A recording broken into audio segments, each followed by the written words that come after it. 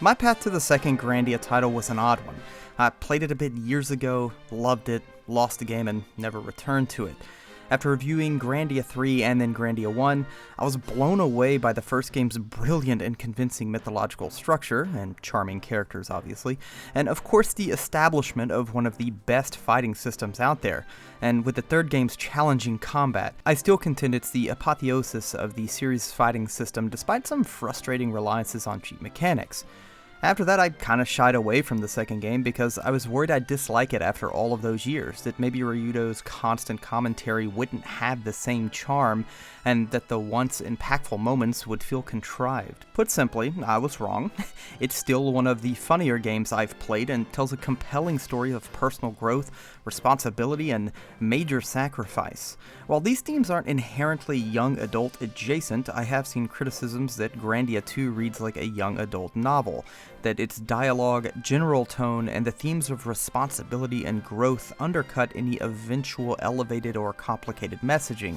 It tries to undercut and diminish the impact of more simple and digestible themes that nonetheless contain deep and recognizable truths. Look, I know there's a clear distinction between the aims and philosophical depths of Grandia 2 and, say, for instance, Xenogears, but the problem is that these castigations rarely take into account the game's focus, and more importantly, the potential profundity and clarity of a simpler theme explored earnestly.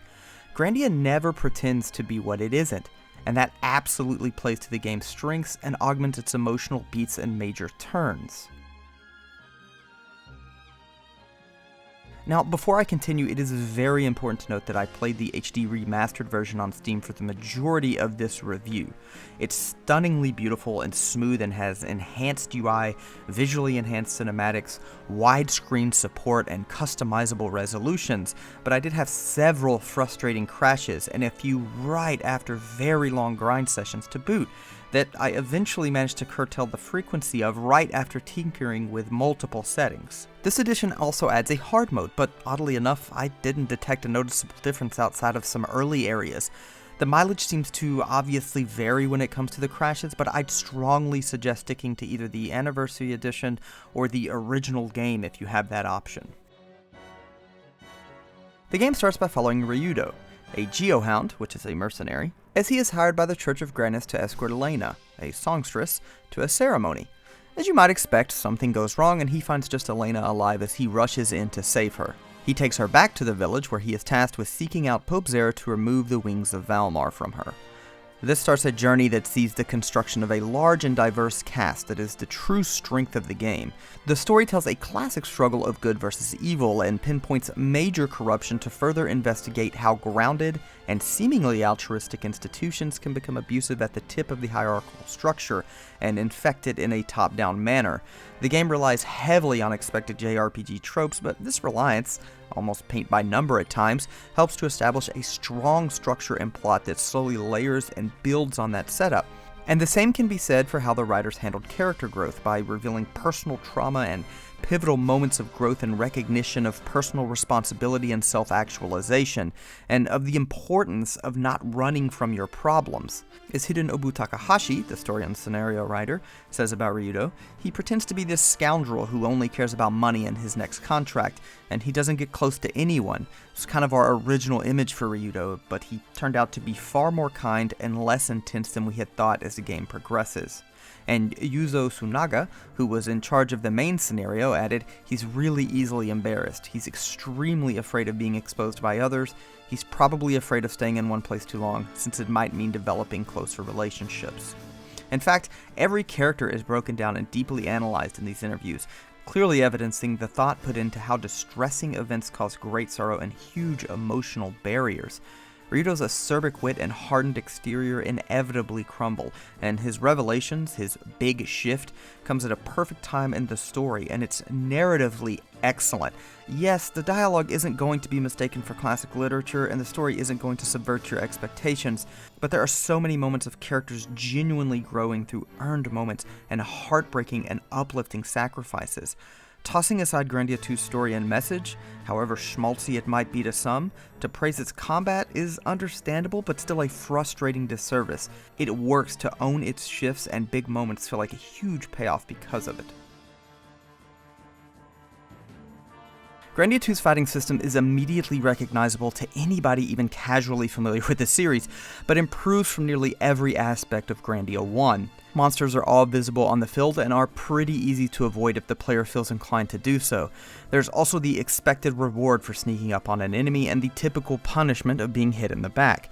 The true brilliance of Grandia's system is the value it places on the most common part of nearly all JRPG turn-based games, the normal attack. Now, the emphasis eventually becomes less relevant for most common encounters, but the decision of whether to opt for a critical hit, which substantially delays an enemy turn, especially if they've already committed to a move, a combo attack, which doles out by far the most amount of damage, or to defend, which obviously lessens incoming damage and increases SP gain if the character blocks an attack, keeps the player, especially one interested in maximizing the efficiency of every turn, constantly engaged and strategizing for trickier encounters. The turn order is clearly visible on the iconic bar at the bottom and shows each character preparing, selecting an action, and waiting for the move to resolve. The chaotic dance that Grandia encourages is one that hits indescribably rewarding highs. Disallowing enemies from even getting a single move off is kind of the JRPG ideal, and on occasion, gut-wrenching lows, mostly against hard-hitting bosses or minor miscalculations that kind of snowball on you. Of course, there are plenty of special unique skills for each character that cancel moves, and some of these are even AoE abilities.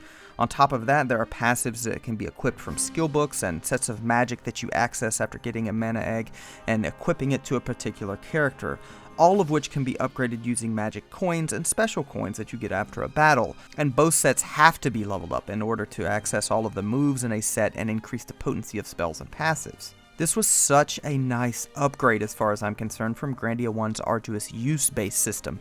It's far less clumsy, adds way more flexibility, and still certainly encourages some old-fashioned grinding, and doesn't demand the soul-crunching spamming of the same spells over and over and over again like Grandia 1, accompanied by Justin and Sue's infernal yells that, while initially enduring, must be what the depths of hell entail.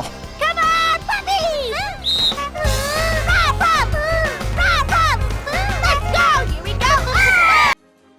There is an insistent voice out there that most JRPGs are too easy, or that the very system most often associated with their combat can't possibly offer the same kind of challenges or mechanical depth other genres do, and this is no different for Grandia 2. In fact, I'd say it's heightened for Grandia 2. This seems to hit right at the heart of how players diverge and where that bliss from gaming originates from individually. Do you like to be in a constant state of stress, challenge waiting around every corner vis-a-vis Dark Souls, or do you like to hit a flow state in a system you genuinely enjoy and that might have an easier learning curve and cruise along for hours? And to be fair, these aren't necessarily mutually exclusive. But Grandia 2 nails the second process by keeping you engaged enough with checks, but allowing, as most JRPGs do, you to grind a bit and hit a sweet spot. When I say a system is fun or keeps you engaged, that's not just a throwaway comment for JRPGs. That hook is necessary in a genre that will see the player spend hours simply waiting for battle screens to load. If the payoff is at all working against the player by being clunky, unintuitive, or just boring, by not snapping the player's attention back occasionally, that flow state crumbles. Again, this is all kind of predicated on one's own tastes, obviously. If you just need a challenge to be awaiting around every single corner, that's fine. But it's important to remember that JRPG challenges are often more structured and isolated and emphasize preparedness and knowledge. And Grandia 2 is this way as its challenges are just about all bosses outside of an optional quote-unquote dungeon. JRPGs often allow players to take a breather, grind up, prepare, and are hit with either an elevated zone, monster, or an optional boss, like Marks in Final Fantasy XII. So while even I'll agree that Grandia 2's normal monsters are very low risk, the system is a blast, and the visuals, while sometimes being disjointed, are so preposterous and epic that I just kept wanting to grind. Like, that's kind of all I wanted to do for large chunks of the game. Besides, the other beautiful thing about JRPG difficulty is it's kind of a self-regulated thing. Don't grind and see what happens against Grandia 2's bosses. As I said earlier, I still think Grandia 3 nailed the difficulty curve, and it's probably got the slight edge in this series because of that, but the second game's fighting system just hits this really cathartic flow, and I loved every second of it. Accompanying the superb fighting system are the over-the-top cutscenes. They occur with high-tier spells and some skills, and while some might suggest these busy clips are excessive and disjointed given the animated style in juxtaposition with the fully three-dimensional models, I adored them, though the fact that they were unskippable led to extreme burnout and grind sessions. Some of these can get lengthy, and after the 50th time, it's just not necessary. As with the first Grandia, the design and unique feel of each town was a huge strength, and though they didn't do much to truly differentiate local interpretations of the larger primary cosmic mythos like Grandia 1 did, each town felt culturally and architecturally distinct.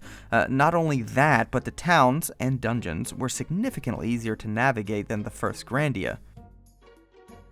The voice acting, despite certainly showing some age to modern ears, is still of a much higher quality than its contemporaries. It's kind of no wonder given the talent involved. People like John Saigon, who voiced Melfice in the game but is quite recognizable for his role as Solidus Snake, Richard Doyle as Zera, who would later play Big Boss in Metal Gear Solid 4 and start in Air Force 1, and Jennifer Hale as Elena, and shocker, another Metal Gear voice actor. She voiced Naomi Hunter, among many other roles. Also, Noriyuki Uedari composed a wonderful OST, perfectly capturing nearly every high and low the characters go through and genuinely hyping up each encounter with the excellent battle track. I'll always contend that Grandia 2's story is aggressively undersold, but I do realize and agree that the standout performance of its fighting system, the contained chaos that happens in every battle, trying to make sense of the gauge at the bottom of the screen and strategize around devastating moves and executing the perfect cancel, is the game's primary selling point and a wonderful reminder of the ingenuity and creativity that a misrepresented system can employ when in the hands of brilliant minds. No matter which version you elect to play, you're in for a blast.